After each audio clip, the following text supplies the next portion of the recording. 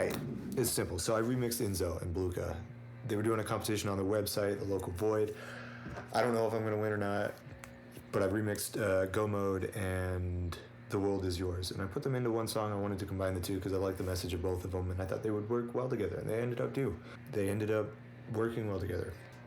So this is a video breaking down how I did that. And if you want to stream the song, link in the description. It's going to be a private SoundCloud link.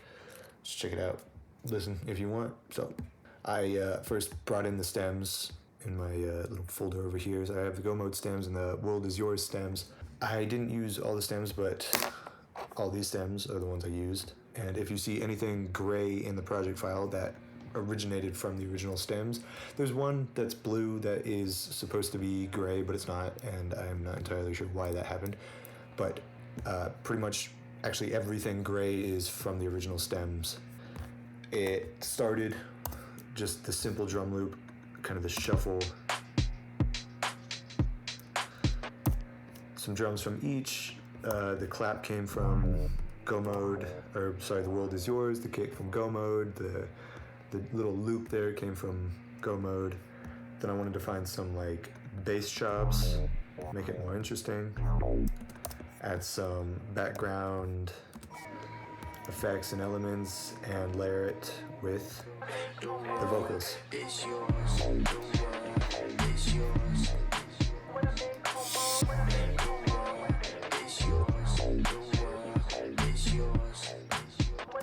Let that play out for a little bit. Then I wanted to bring in the Go Mode kind of main verse, and that's what this here is.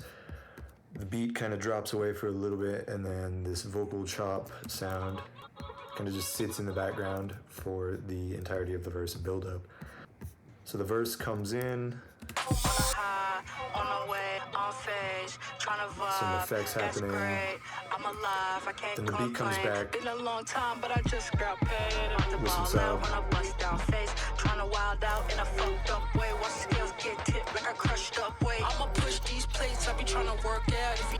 So I let that play out and I let that go. It's kind of a cool little section.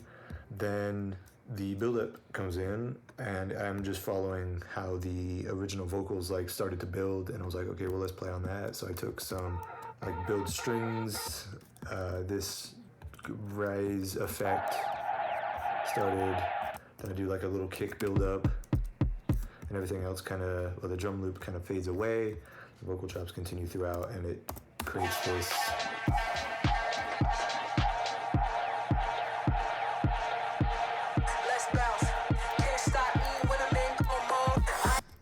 So I wanted to actually continue the vocals throughout the drop for the most part, and that's what I was like, I like that Can't Stop Me When I'm in Go Mode thing, and I'm pretty sure that's what the original track did too, is like the vocals were kind of just happening over top of the bass and beat, so I wanted to continue kind of the same thing.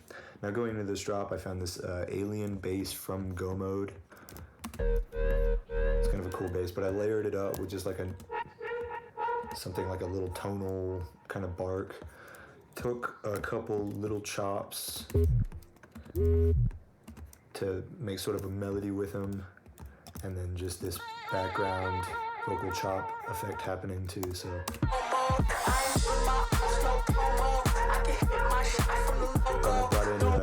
brought in a shaker and an off hat, and I kind of beefed up the drums a little bit for this section as well. So now I'm adding some not from the original song samples there, and it's pretty cool.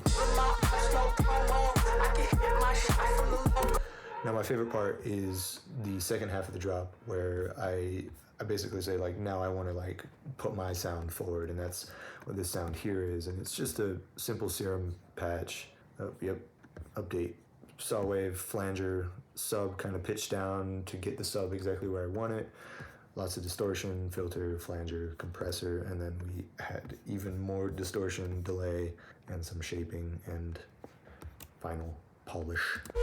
Gives you something like that. And that's really the main aspect of the second half of the drop, but I do have some like pulled the chops in again to create like these fill sections, but I made them more like they follow kind of a pattern and more almost like a melody, if you will.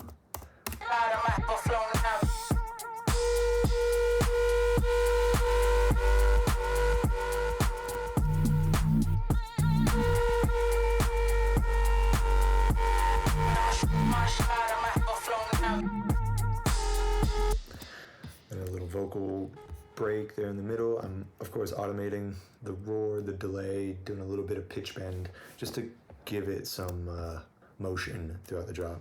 Then after that section kind of drops right back into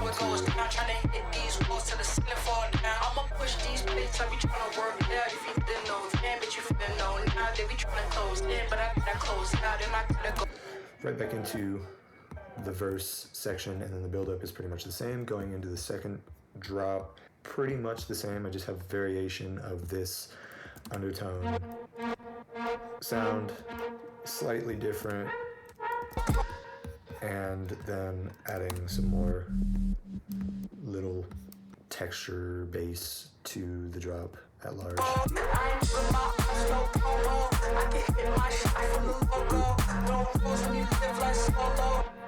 And it goes right back into that second half again, but now I'm making the notes a little bit longer, a little bit more dramatic, and I bring the world is yours vocal back into it to kind of just cap the energy up.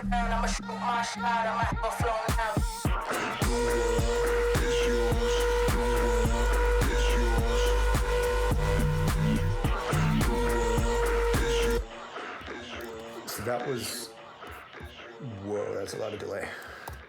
That was the arrangement project. I then did a save as to bring it into a new session to mix it down, and then in my mix down sessions I freeze and flatten everything, get everything into audio, and consolidate everything to be the length of the track, and just do some final polish. And then the master chain on it is the same master chain I always use. I have a tape stop for the end though, so tape stops right there at the end.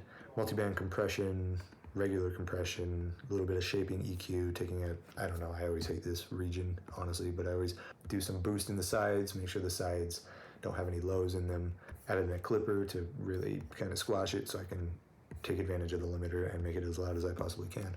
And overall, that's the gist of it, but I did end up changing one thing about this second drop. I added an auto pan legacy, or the fluttering LFO, to that main held bass, so it like flutters over time, and that's, we can see that automation here.